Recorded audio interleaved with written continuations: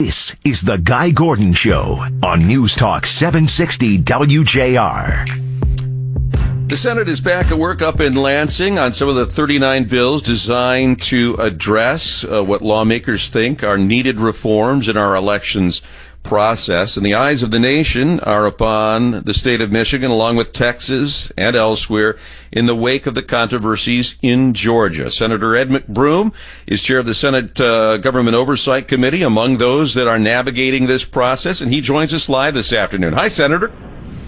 Hi, Guy. How are you doing today? I'm good, sir. Glad to have everybody back and hard at work. You know, I got to tell you, I get so frustrated with this issue because it seems that both sides question the other side's motives. The Democrats say that you guys are trying to rewrite the election, that you're trying to deny Democrats access to the ballot box. On the other side, we've got Republicans saying that Democrats just want to open everything up. When you question each other's motives, you really can't have an honest conversation about it, can you?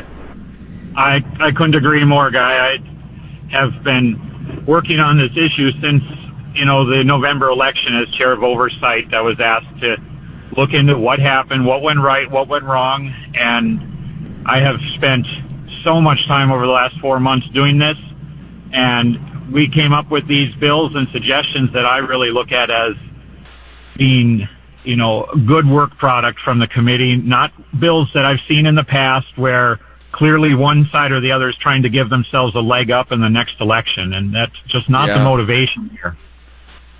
Well, I want to ask you because there's so much dishonesty, and President Biden yet again today compared any efforts like this to Jim Crow laws. He's being dishonest in his representation or misrepresentation of it. Let's talk about what is a reasonable cost for a tangible security benefit in our system. SB 285 would require a photocopy of RD to apply for an absentee ballot. Yesterday, the mayor of Detroit said, look, elderly voters don't have Xerox machines at their homes. He thinks this is an undue burden. How would we handle that so that it's a reasonable inconvenience that we're willing to pay for some election security? Yeah, so I think one of the things that we ought to consider doing is what we've had in place in the past, which is you at least need to show an ID the first time you're going to vote absentee. It doesn't have to be something that, necessarily means every single time, especially for somebody who's elderly and on the list. In the past, we've not had a ID requirement because not everybody had one. At this stage, we're saying, well, what do we have to do to make sure everybody has one? How do we give them away for free to make sure everybody has that? But, these are process problems that can be figured out without necessarily quantifying the opportunity as being racially driven or motivated by partisan politics. You may come under some criticism because the photocopy mandate is even tougher than what they were asking for in Georgia. In Georgia, you could transcribe your driver's license number. That was acceptable. The last 4 digits of your social security number would suffice. Is there some wiggle room here on what would be acceptable verification? Yeah, these things are all being discussed right now. I've heard, myself amongst other colleagues too, what other ways can we facilitate this to make sure that it isn't becoming an impossible burden? Because that's not the intention.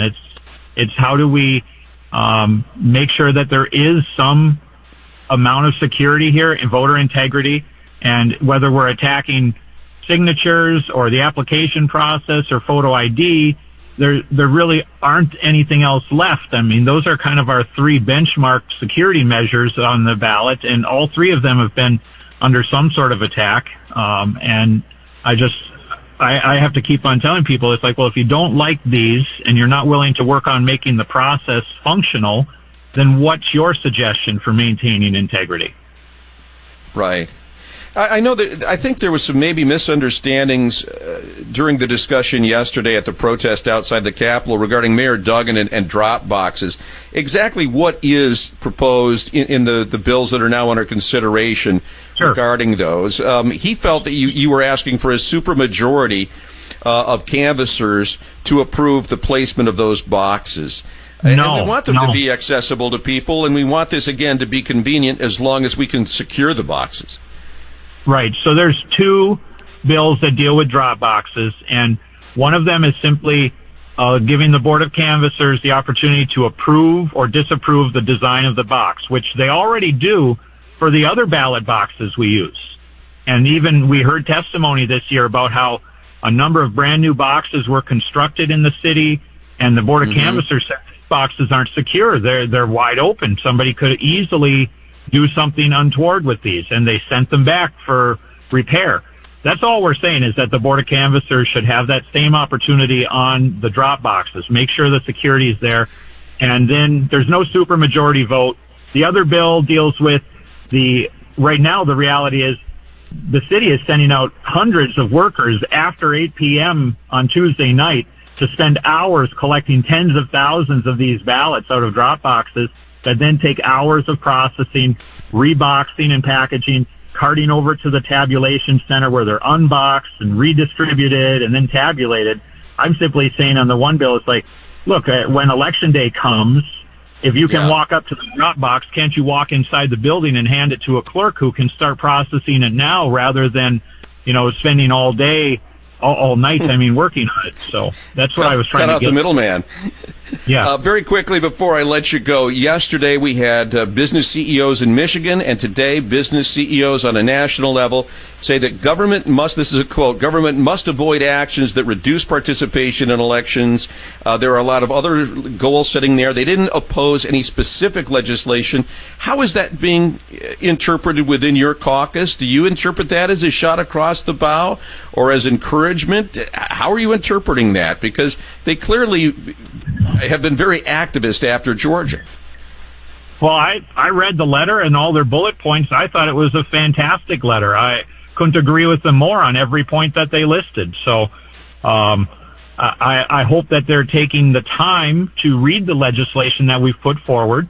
And if they've got concerns, let's talk about them. But certainly some of the people who've gone out there and tried to make stories about these and try to convince CEOs and the public in general that these bills are terrible, they were doing that before they even had a chance to read them. They had already castigated them within minutes of their introduction. So let's take the time to do this and do it right and have fair elections for everybody. I don't, as long as the real winner wins, I'm satisfied. Well, and let's stop questioning everybody's motives and have an honest reading of what is in the print and in the bill. Senator McBroom, we wish you well. I know it's going to be a rugged road, but we certainly appreciate your time, and we'll continue the conversation. Thanks so much, Guy.